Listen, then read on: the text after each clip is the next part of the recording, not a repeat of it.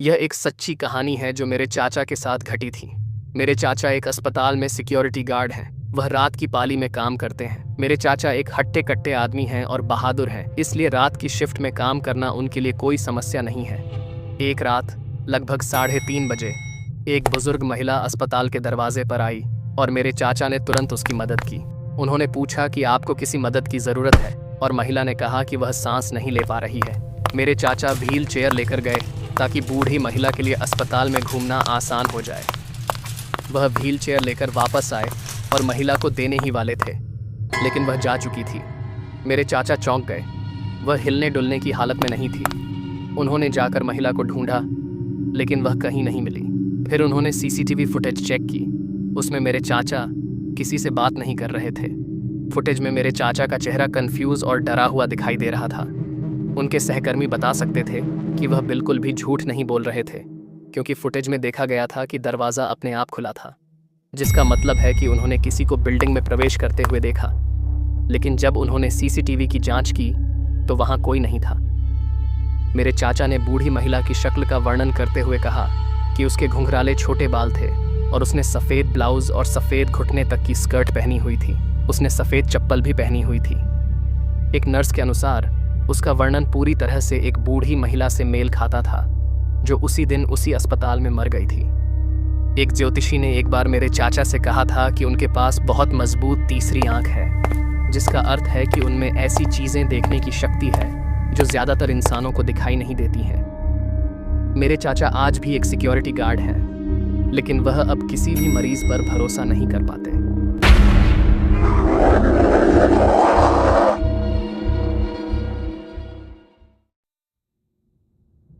मेरा नाम कैटलिन है और मैं आपको एक बहुत ही डरावनी कहानी बताने जा रही हूँ।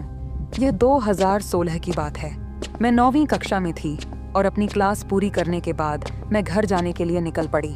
मेरा घर हाई स्कूल से लगभग 40 से 50 मिनट की दूरी पर है, इसलिए मुझे बस लेनी पड़ती थी। जब मैं बस का इंतज़ार कर रही थी तो मेरे पास में एक आदमी खड़ा था और वह भी बस आने का इंतज़ार कर रहा था। वह स्टेशन पर ज़ोर ज़ोर से चिल्लाता था, इसलिए मैं उसके बहुत नज़दीक जाने से डरती थी। जब मैं बस में बैठी तो मैंने देखा कि वह आदमी मेरी तरफ देख रहा था और धीरे धीरे मेरे करीब आ रहा था। मैं डर गई, लेकिन मैं अपने फ़ोन पर लगी रही और स्क्रॉल करके उसे अनदेखा कर दिया। मुझे लगा कि उसे अपने काम से मतलब रखने के लिए यह काफ़ी होगा, लेकिन यह काम नहीं आया। जब मैं बस से उतरी तो वह भी उतर गया। ये तब था जब चीज़ें वाकई डरावनी हो गई थीं। घर लौटते समय मैं आमतौर पर पार्क से होकर इस रास्ते से जाती हूँ। वह आदमी मेरे पीछे आया और फिर उसने मुझसे बात करने की कोशिश की। मेरे फ़ोन की बैटरी ख़त्म हो रही थी। मैं बहुत डर गई। उस समय पार्क काफ़ी खाली था, आसपास बहुत लोग नहीं थे, इसलिए मैं बस अपने काम में लगी रही और घर जाने की कोशिश कर रही थी। पार्क से बाहर निकलते समय उस आदमी ने मुझसे कहा, हे, क्या तुम पुल पर थोड़ा टहलने के लिए आना चाहोगे? मेरे पास तुम्हारे लिए कुछ है। जब उसने यह कहा तो उसके दोनों हाथ उसकी जेबों में थे। मैं बहुत घबरा गई। मैंने उससे कहा, माफ़ करना, लेकिन मुझे घर जाना है। फिर वह चुप हो गया और मैं जितनी जल्दी हो सके अपने घर भाग गई। अपने अपार्टमेंट में पहुंचने के बाद मैंने पीछे देखने की कोशिश की कि क्या वह आदमी अभी भी वहाँ है, लेकिन वहाँ कोई नहीं था। वह आदमी सचमुच गायब हो गया था। मैं सोच रही थी कि क्या होगा अगर उस आदमी ने देख लिया कि मैं कहाँ रहती हूँ और अगले दिन बाहर मेरा इंतज़ार करे तो।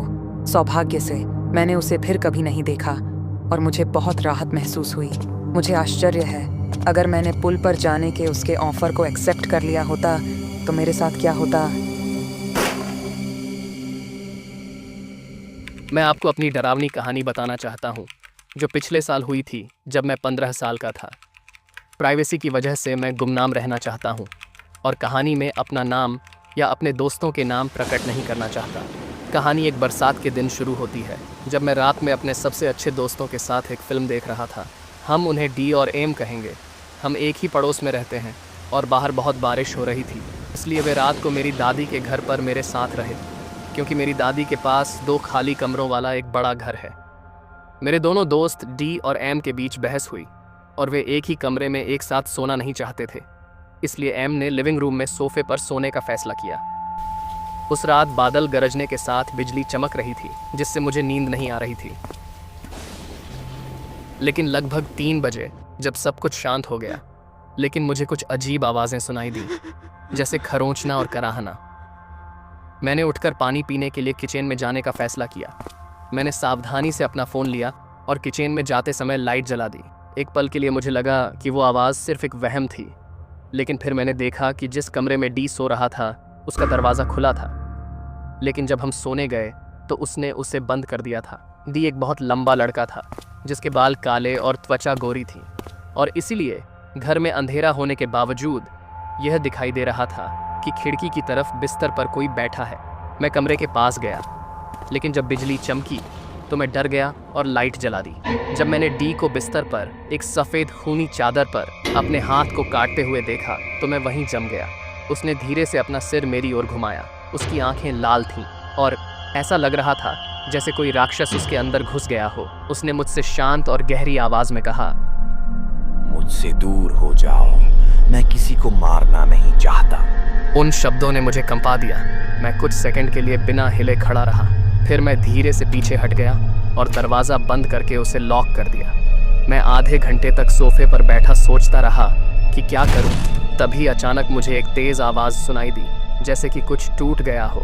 डर के मारे मैंने एम को जगाया और अपनी दादी को बुलाया, जो बगल के घर में बीमार पड़ोसी की देखभाल कर रही थी। हमने जल्दी से अपना सामान समेटा और घर को लॉक कर दिया। हम पड़ोसी के घर गए और मेरी दादी ने पुलिस और एम्बुलेंस को फ़ोन किया। जब वे पहुंचे तो उन्होंने डी को कमरे में बेहोश पाया और उसे अस्पताल ले गए। कमरे का दरवाज़ा खरोंचों से खून से लथपथ था और फर्श पर एक टूटा हुआ क्रूस पड़ा था। डी बच गया और अब ठीक है और स्कूल जा रहा है। तब से मैं फिर कभी डी के साथ उसी घर में नहीं सोया, क्योंकि मुझे अभी भी डर है कि अगर मैंने उस रात दरवाज़ा बंद नहीं किया होता तो क्या हो सकता था।